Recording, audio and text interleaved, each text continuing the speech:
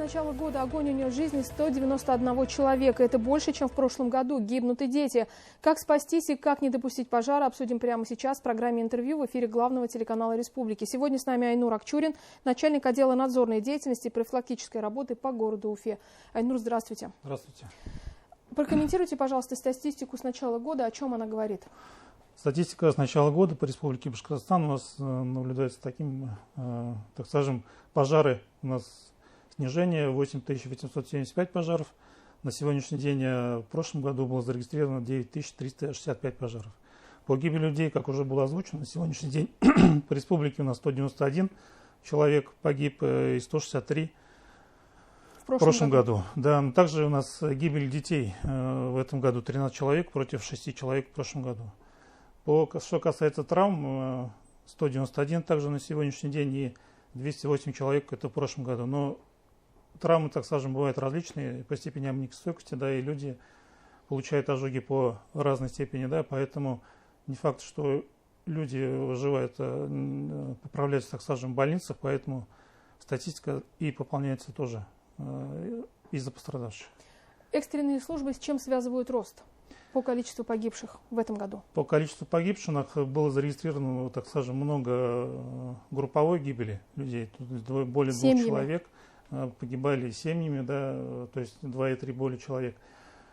Ну и, наверное, с наступлением осенне-зимнего пожароопасного периода на сегодняшний день он наступает, и поэтому у нас в осенне-зимний пожароопасный период и количество пожаров увеличивается, и количество гибели при, так скажем, в этом периоде тоже увеличивается. Связано ли это с тем, что весна ранее была, да, и тепло в Башкортостане вот пришло раньше? Да, весна была ранее, то есть в основном все выезжали в сады, да, то есть, так скажем, не использовали печи, да, в садах для обогрева жилища, отопительные приборы.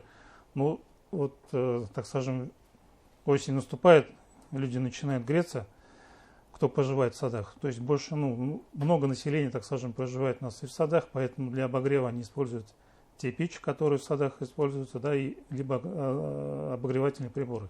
Зона риска где еще может быть? На что обратить внимание? Вот сейчас как раз тот момент, когда мы понимаем, что очень серьезная ситуация по пожарам, да, люди гибнут. Что вы им посоветуете? Посоветуем, прежде всего, в частных жилдомах, кто использует печи, это отремонтировать печи, побелить их, заделать трещины, да, установить притопочные листы. Кто использует обогревательные приборы, соответственно, нагрузка на провода увеличивается, потому что высокое, так скажем, потребление, и обогреватели порой подключают через обычный удлинитель, который там не выдерживает нагрузок, и бывает, то есть причина пожаров, одна из них, это неправильное использование электроприборов и электрооборудования. Угу. Расскажите, пожалуйста, вот планируются ли рейды, да, и если да, то где они будут проводиться? На что вообще обращать внимание во время рейдов? Рейды у нас планируются всегда, то есть они в течение года идут постепенно, да, то есть различные профоперации, которые начинаются с 1 января и заканчиваются 31 декабря. Это операция жилища, операция отопления, да, обращают внимание инспекторов, то есть доводят населению правила соблюдения требований пожарной безопасности, правила использования электрооборудования, электропечей, проводят инструктажи и разъяснительную работу, так скажем, с населением. И она, так скажем, не заканчивается там одним днем, то есть весной там провели, либо осенью, да, то есть данная работа постоянно, ежегодно идет в течение года. Какие предусмотрены санкции за нарушение противопожарного режима? За нарушение противопожарного режима, то есть это нарушение правил пожарной безопасности, есть статья в Кодексе об административных правонарушениях Российской Федерации, это статья 204.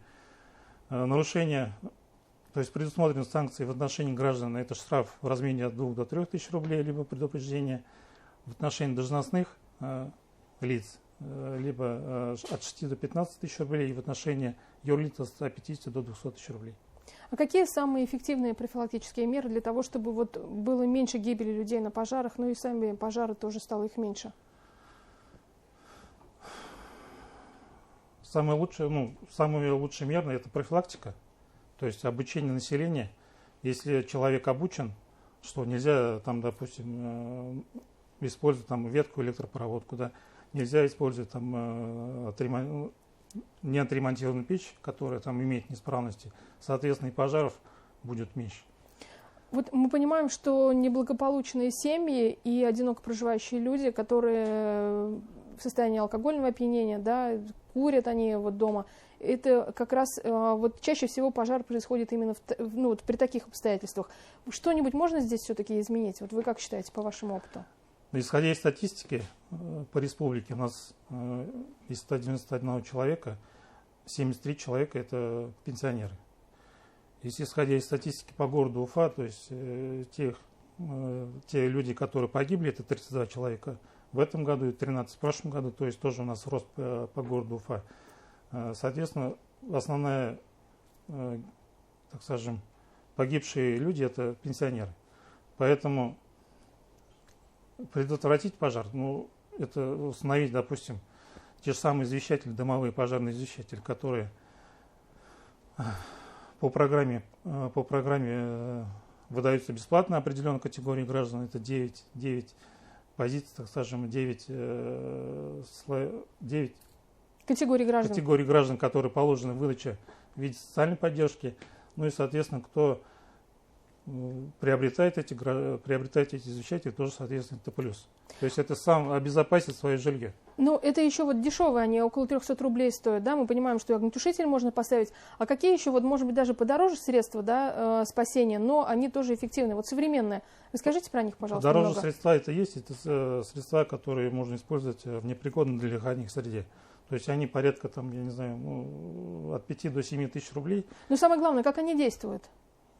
То есть помогают при эвакуации, если, допустим, в жилье задымление, да, одевают это, так скажем, она как маска, и одевают и выходит. А как по принципу противогаза? По принципу противогаза, только это не противогаз. Противогаз от дыма не защищает. То есть это в виде шлема, который одевается, и, соответственно, люди могут покинуть задымленное жилье. Можно ли установить какие-то еще за вот, безопасность в доме, какие-то видеосистемы или еще что-то? Вот, что вы можете посоветовать? Видеосистема по камерам, соответственно, сейчас много различных средств охраны, да, то есть это камеры в жилье установить, соответственно, сигнал какой-то там, сразу, можно даже и на смартфон, да, телефон все приходит, и все понятно, и все видно. Но от дыма только, то есть предотвратить и оповестить население, гражданина, который находится в жилье, это дымовой пожарный извещатель, который, в принципе, стоит, да, в магазине может его любой гражданин купить, это от 200 до 300 рублей, соответственно, от него есть эффект, и люди, спасенные жизни, есть. С 2016 года, по-моему, когда начала работать программа, у нас уже установлено в республике более 370 тысяч данных извещателей, поэтому а спасенной жизни это порядка 700 человек. Ну, это самое главное. Жизнь – это вообще самая главная ценность. Давайте поговорим про детей. Вы сказали, что и здесь печальная статистика, увы, она растет, да, и мы понимаем, что сейчас многие дети на удаленке находятся из-за пандемии коронавируса. Вот непосредственно и родителям, и детям, что бы вы могли сказать? Да, по статистике, на сегодняшний день в городе Уфа 3 детей погибло. Это из них двое детей это на одном пожаре, и один ребенок это, так скажем, на квартирном жилом доме. Что касается по